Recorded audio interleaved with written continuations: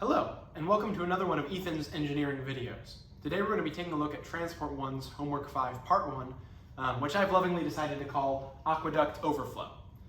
What that means is we're going to be looking for the height of a fluid flowing through an aqueduct, given that that aqueduct is at an angle and has a constant volumetric flow rate going through it.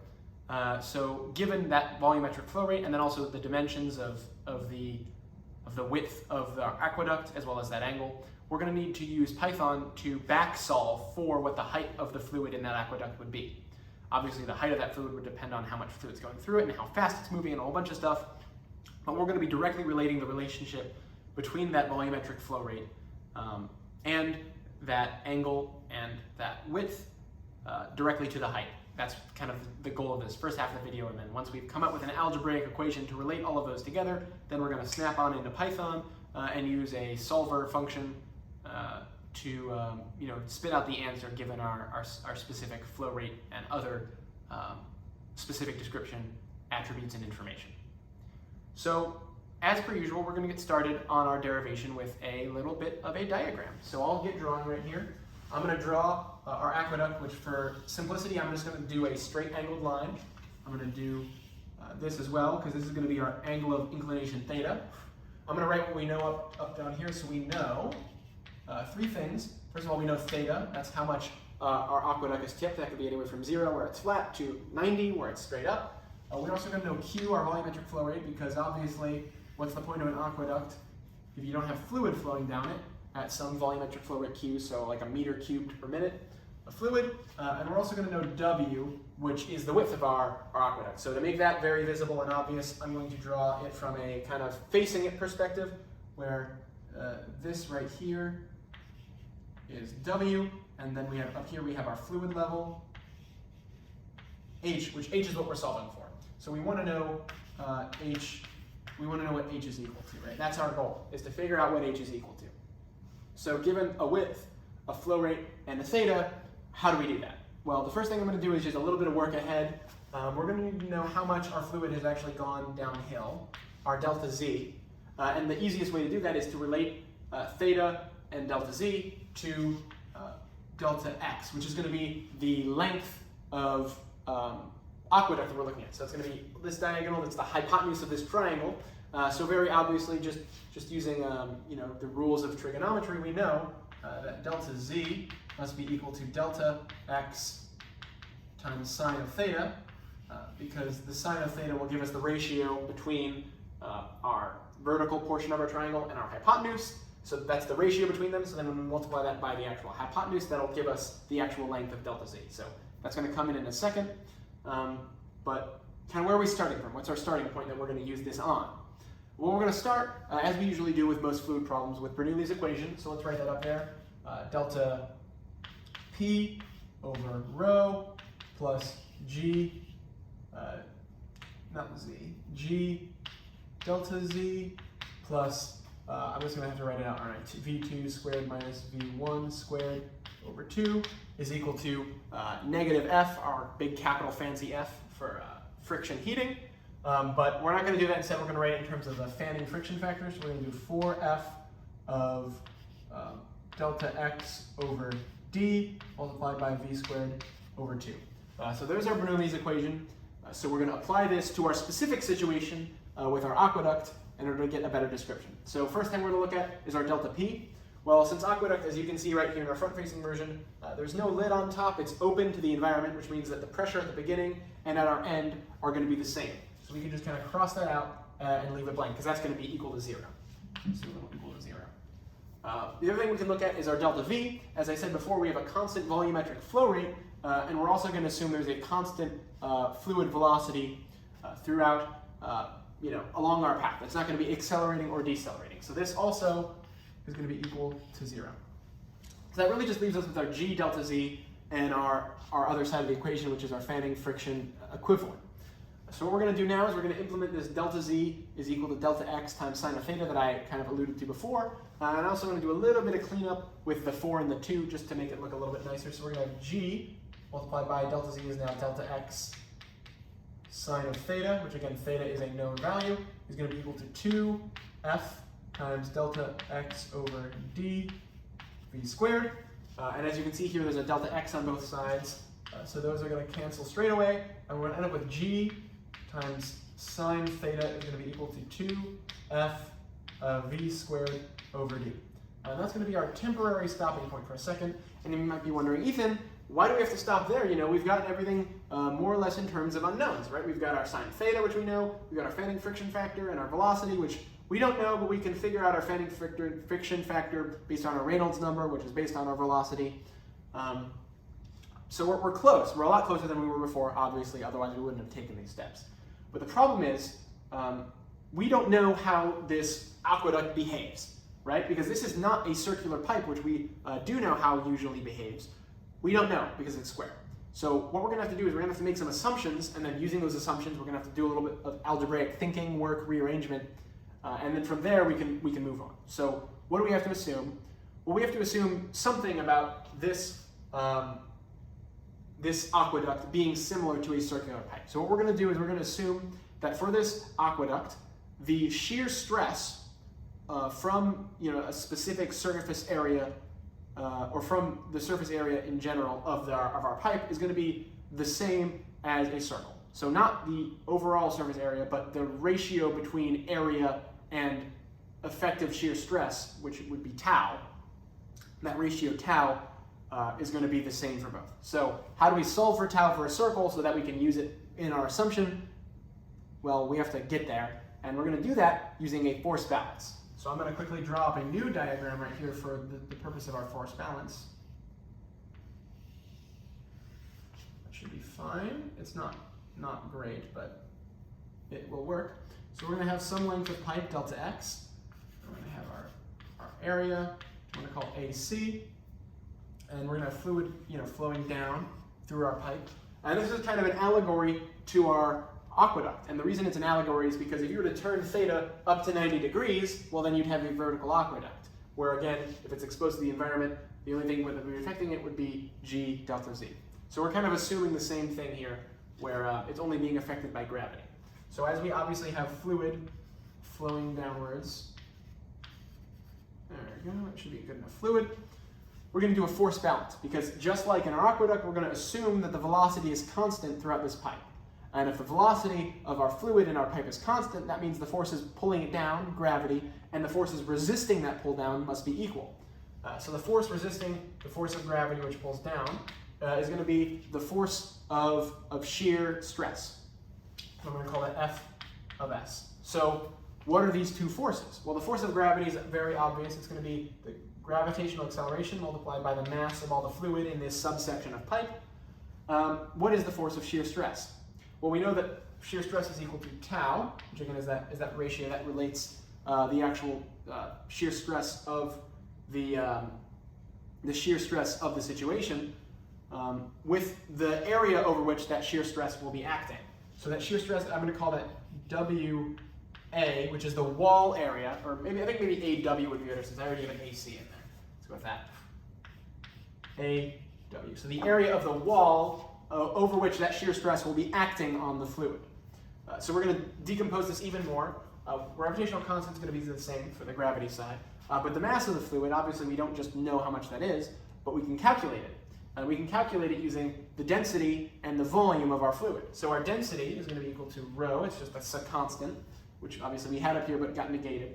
So we know the rho, so that's going to convert our volume to mass, which is what we need. So now we need to get the volume. Well, the volume of our fluid, considering our pipe is full, is going to be the AC up here, the circumference area, multiplied by delta x, right? The area of our pipe multiplied down the length of our pipe. So I'm going to do AC delta x is equal to, on this side, as I said before, we're going to be making assumptions about this tau with regards to circular pipes, and then expanding that tau to work with non-circular pipes. So we're going to need to leave that the same. We're not going to decompose that at all, tau. And then the area of our wetted cylinder, well, that's going to be the area over which it acts. So just like this volume was the area of our pipe multiplied along the distance, we're going to be taking the area of our cylinder to be equal to the perimeter of that circle, the perimeter of our pipe, multiplied by delta x, because again, it's that outer shell that if you were to cut this and unfold it, that rectangle, that is the area over which our shear stress is acting. So that is going to be the wedded perimeter. So I'm just going to call that WP for now, multiplied by delta x. So as you can see, once again, our delta x's are on both sides of our equation, so they cancel. So we can rewrite this as g times rho is equal to, and we're going to divide that AC over, so we're going to have tau over the wedded perimeter divided by area. And so what we're going to do now is we're just going to get tau by itself. So to do that, we're just going to divide over. Tau for a circle is going to be equal to, I gotta make sure I don't get things upside down. Tau is going to be equal to g times rho times the area over the wedded perimeter. So this is kind of our ground equation right here. This is what we're going to do. This is the relationship between the two. Now, the reason why we need to make assumptions for our circle is because we know the area over wedded perimeter of our circle, but we don't know that yet for our rectangle. That's very easy to calculate. So let's make this assumption now. So for this circle, the area of the wedded perimeter would just be the area of the circle, which is going to be 2 pi r squared. But since we're working with diameters, we're going to call that, it would be pi r squared. But since we're working with the diameter, r squared converted to diameter is going to be d over 2. So that's going to be pi d squared over 4. And that is going to be divided by the wedded perimeter, which the perimeter would be 2 pi r. But since we're working again with diameter, that would be 2 pi d over 2. So again, those two will cancel out. So we're going to have pi d over pi d squared over 4. So those pi's also cancel. I'm going to make sure I write this as a over WP for a circle. Put the area down there. Then we get a circular pipe. It's going to be pi over d. It's going to be equal to, this is going to cancel, that's going to cancel. We're going to end up with d over 4. So that's going to be our area over our wedded perimeter for our circle. So we can now solve for tau using this and using this up here. So we could rewrite this, of course, just by dividing sine over as g is equal to 2fv squared over d sine theta. That's equally valid. All we did was divide both sides by sine of theta. So if we were to plug this in for our circle and this in for our situation that is an accurate description of what we're actually looking for, drag that on down, we're going to find out that tau for a circle is equal to, well, d over 4 divided by d up top. So it's going to be kind of difficult to make this thing work super easily. So we're going to have, I'll just write everything down first. 2fv squared over d sine theta multiplied by d multiplied by d over 4. Obviously this d and that d are going to cancel. This 2 and this 4 is going to become 2. So we're going to have that equal to f v squared d over 2 sine theta. That's our tau circ. So again, why is this important? Well, we're going to assume, again, for the sake of making an easy assumption, not an easy assumption, but a significantly more trivial version of the super difficult thing if we didn't make this assumption. We're going to assume that tau for a circle is the same. We're assuming that they're about the same as tau for an aqueduct. So A, Q, U, E, D. We're going to assume that the tau for a circle is about the same as the tau for an aqueduct. So using this, we can actually, figure out what the area over our wedded perimeter is for our what am I saying? For our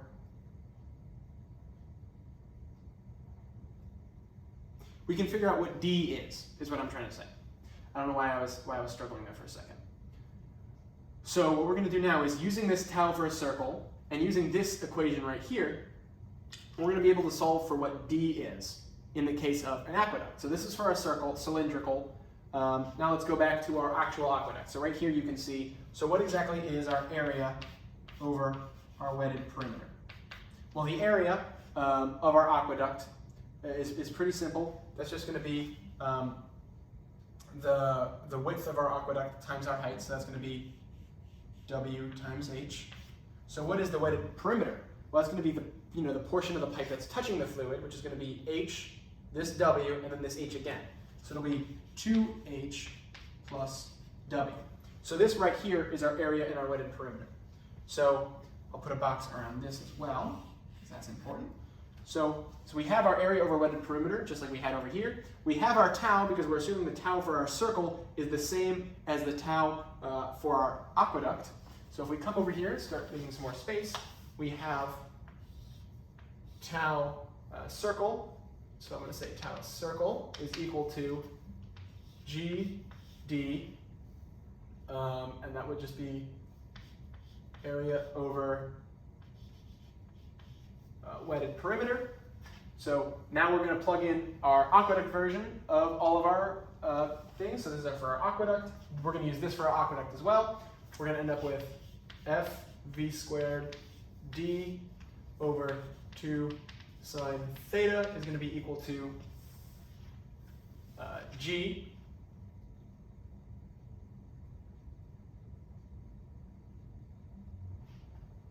so G, we're going to plug this back in here, 2F V squared over D sine theta multiplied by area over wetted perimeter, which is going to be WH over 2H plus W, put that in parentheses right there. And so now we can solve for our diameter.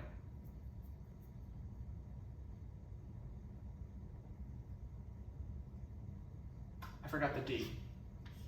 There we go. So everything's going to cancel, so that's going to cancel. Boom, boom, boom. Boom. Sine, sine. I need to get rid of that 2 and that 2 are going to stay. This F and this F are gone. I'm going to move this D over and this 2 over, so we're going to have D, which I'm going to call AQU aqua. So for the diameter of the aqueduct, move this D over, move this 2 over. On that side, we're going to have 4WH over 2H plus W. So this right here is our effective diameter of our aqueduct. And so that kind of gets us one of the 2 missing pieces we had up there. So where we said we don't really know what the acting diameter of our aqueduct is. Well, now we know. Now we know. I feel like I'm forgetting something here.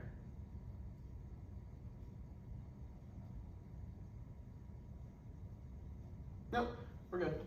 So anyway, now that we have our diameter for our aqueduct, where do we go from there? Well, we're really close to getting everything in terms of stuff we can account for. Because now that we have this, all we need is our velocity. So how do we get our velocity in terms? Because again, these were kind of the 2 terms where our flow depends on our velocity, or our fanning friction factor, not our flow, I'm sorry. My fanning friction factor determines on velocity, or is based off the Reynolds number, which I guess it is determined by velocity. So again, how do we get our velocity? Well, what we can do is we can actually talk about flow and our area. So we know that by definition, Q, our volumetric flow rate, is just equal to volume, or regular flow rate, our flow velocity, divided by area. V over A. Right? That's very, very simple.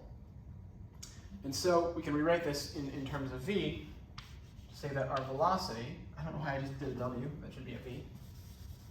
Make sure I'm not standing in front of the camera. Is equal to, V is equal to Q times our area. Right? I don't know why I would, that's meters per second divided by meters squared. No, they should be multiplied. I'm just stupid. Sorry, been a long day, making some very, very silly mistakes. Q is equal to VA. There you go. That's why you always double check your units when you're doing algebra 2. This is meters cubed per second. This is meters per second. This is meters cubed. Obviously, those should not cancel out. We almost ended up with per meters seconds, which doesn't make any sense. That's not really a useful unit at all. Which means that our velocity by itself is going to be equal to Q over our area. So we can just substitute that in. Our flow is something that we know, and our area, as we discussed before, is going to be the height of our fluid multiplied by our width. So we have WH. So if we were to square that, V squared would be equal to Q squared over WH squared. So all we have to do now is plug everything back in. So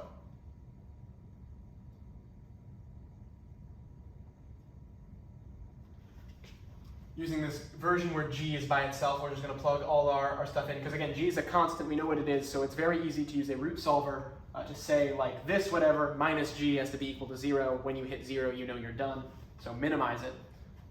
But anyway, so we're going to plug this D into there. We're going to plug our V squared, put a box around it right here, into there.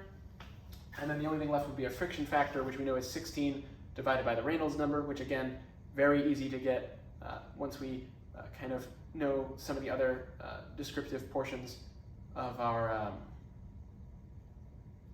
trying to think of what the word is, other attributes of our fluid. And so all we really have to do is kind of just slot the other stuff in there. So I'll rewrite that one more time in terms with F still in there, and then we'll solve for F. So G is going to be equal to 2F V squared, we talked about is Q squared over, we'll put WH squared down at the bottom, divided by D.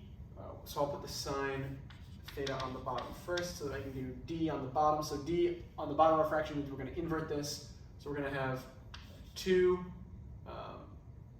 H plus W up top, and on the bottom we're going to have 4, and we're going to have WH. So I'm going to put that in parentheses as well. So that's going to cancel out. That's not going to cancel out. It's going to combine with our other WH down there. But it's going to cancel as this 2, and this is going to become a 2. So we have G is equal to F Q squared 2H plus W divided by WH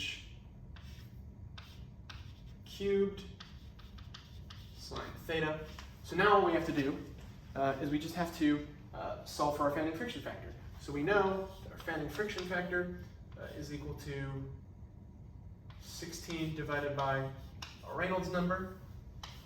And we also know pretty simply that our Reynolds number is equal to rho V d over mu. Forgot for a second whether it was lowercase or capital D we were working with. So all we have to do for our Reynolds number is plug in, again, those values that we've already solved for V and D. So we're going to get, I should probably say, equals rho.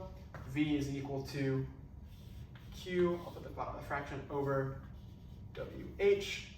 D is equal to 4WH over 2H plus W, then parentheses, and then mu on the bottom as well. So this WH and this WH cancel out. So finally our Reynolds number is equal to 4 rho Q over mu times 2H plus W. So with that in our box, obviously that would chain up into our F. That F would chain down here. And that, make sure this equal sign looks nice, is going to be our final answer. So if you take a peek at that, that G is kind of ugly. Let me make that G look a bit more official-like, since this is going to be our chalk dust. That probably is arguably worse, but it doesn't matter, because that right there is going to be our final answer. So I'm going to 3, 2, 1, cheese. for the camera because that's going to be our thumbnail for this video for sure. And while we're looking at this and making sure everything looks right, we're going to snap on into Python. So, you know, if you look right at my thumb right here, let me make sure everything's lined up correctly. You look at my thumb, I'm going to count down from 3 to 1. You're going to start to feel very sleepy and you're going to wake up and we're all going to be in Python together. All right, buddy? So, just feel calm. 3, 2, 1. Welcome into Python. As you can tell, we are now in our virtual environment and so can continue with the actual Python implementation of all of those algebraic equations we just solved. For me, if you have astute eyes, you may notice a change of clothes and a worried, sad look on my face. That would be because we are a couple days away from finals week and I have caught a very, very severe cold. I feel kind of awful right now, to be honest. Not getting much sleep and my nose and throat are kind of clogged, so if you hear me cough at all during this video, just know that I am feeling a little under the weather. And also, so my voice may sound a little bit different, a little bit stuffed up, but yeah, so don't worry, I'm doing okay. The picture of me over here on my left that you can see through the body cam, I'm obviously not quite as enthusiastic as I was then, but let's press on, shall we? So now that we're in Python, we're going to take those equations that we solved for, and obviously in here I've already imported the tools we're going to be using, which is just numpy and the scipy optimized root function, as well as our global constants right here, mu for the viscosity of water, rho for the density of water, and g for the force or the acceleration of gravity, excuse me, as well as the portions of our homework specific assignment, which would be q, the volumetric flow rate of water, which should be per second, not just meters cubed, the width of our channel, which is going to be 0.5 meters, and our angle of inclination or declination, whichever way you want to kind of draw it, being 15 degrees, which we multiply by np pi divided by 180 to get it into radians. So to continue from where we left off, what are we going to need? Well, we're going to need, obviously, to calculate g, because we're going to be root solving for the difference between our calculated g and our actual g. So I'm going to start by writing up just kind of the general equation that we're actually going to plug into the root solver, and then we can go back and figure out RE, as I said before, so that we can use it to solve for F. In my video, you may have noticed that I talked about F, the fanning friction factor, coming directly from the 16 over RE, and that is true for a laminar flow, but we're not going to assume laminar flow, so we're going to use the Churchill function instead, which is why I have this little wiki page pulled up right here so I can type that in for you guys. So, you know what, let's just get started with the Churchill equation. So, the Churchill equation right here tells us what F over 8 is. However, if you notice from the heading of this Wikipedia page, it's for the Darcy friction factor, which is not what we're using. We want the fanning friction factor, which means we want F over 4 instead of regular F, because F is the Darcy version. The fanning friction is F divided by 4. So since this equation right here will give us F over 8, we're just going to multiply this by 2. So we're going to just type that in really quick. We're going to define a new function. We're going to call it Church, Churchill, which is going to take two numbers, our Reynolds number and our ED, which is I believe it's the ratio between the roughness and the diameter of our pipe. Excuse me, I sniffled a little bit. So it's going to spit out F8, which again we're going to multiply that by 2, but we're going to need theta 1 and theta 2 first. So I'm going to call that T1 for theta 1 is going to be equal to, I might actually pull this and cover up my OBS because I can see OBS is recording properly, just so I don't have to keep bouncing back and forth and giving you guys a little bit of epilepsy warnings and making it annoying for myself. Theta 1 is going to be negative 2.457 times the NP log of, that's going to be, okay, so that's going to be 7 dot divided by the Reynolds number, and that in parentheses is going to be raised to the 0.9 power, plus the other thing we're taking the logarithm of is 0.27 multiplied by that ED ratio, so multiplied by E capital E, and then that whole logarithm is going to be raised to a power, or the logarithm multiplied by that negative 2 is going to be raised to the 16th power. So multiply by 16, and then T2 for theta 2 is going to be equal to, it's actually a lot simpler, it's going to be, write this in parentheses, 37530 dot divided by the Reynolds number, not double the capitals, raised to the power of 16. And so then we're going to return 2 multiplied by, that whole chunk right there, the f divided by 8. Again, we're dividing it by 8 and then multiplying it by 2 to get f over 4, because that's the actual friction factor we're looking for. So the thing we're going to be multiplying by 2 is that addition, so I'm going to do space, parentheses is going to be 8 dot divided by the Reynolds number, raised to the power of 12, plus another thing that it's going to be raised, it's a fraction actually, so 1 dot divided by, and then I'm going to parentheses, this is going to be T1 plus T2, that's going to be raised to the 1.5 power, and then that whole thing in parentheses is going to be raised to the 1 divided by 12 power. Make sure those are decimals, that this is up. Here we go. So just a quick little test. Churchill, I could spell Churchill. I'll grab a tissue real quick. That's why I got my nose dripping a little bit. Have one on standby just in case. A Churchill of 1000 with a reference value of like, I think 1e negative 6 is going to be like our standard value. No, 1e negative 6. Through, and we get a number. So it didn't spit out an error. I can't really exactly test if that's the correct number or not, but it did spit out an answer, which is definitely a good sign. So I'll get rid of that tab. So that we, I just realized I didn't run those variables. Anyway, so now that we have our Churchill function, you can go back and look. I'll slide it in right here, very nice and smooth. We have our equations, so we're going to need to implement that. So I'm going to make a new function, define equation, which is going to take in a vector. So we're going to have it take in vec, because again, we're going to put this in the root solver. So the first thing we're going to do is set our height. The height of the liquid, that's what we're solving for in that aqueduct, is going to be vec 0. So the next thing we want to do, well, we can just go ahead and define gcalc, because we're calculating our g. So gcalc is going to be equal to f multiplied by parentheses 2 times h plus w multiplied by q squared. That's going to be the numerator of our fraction, and it's going to be divided by 2, I should write this in parentheses, 2 dot multiplied by, I should put a 2 dot there as well, 2 dot multiplied by mp dot sine of theta multiplied by parentheses w times h, and that's going to be raised to the 3rd power. Now my handwriting is not only small on the actual chalkboard, but it's probably even more noticeably small on your recording, so it may be hard to see, but it is a w times h to the 3rd power on the bottom of our fraction. Now, obviously, if we wanted to return this or anything related to it, f still is not defined, and for that reason, again, up here you can see that we have that f to the 16 divided by re. As I said before, that applies for laminar flow, but we're not going to assume laminar flow, so we're just going to use that Churchill equation because that spits out our f.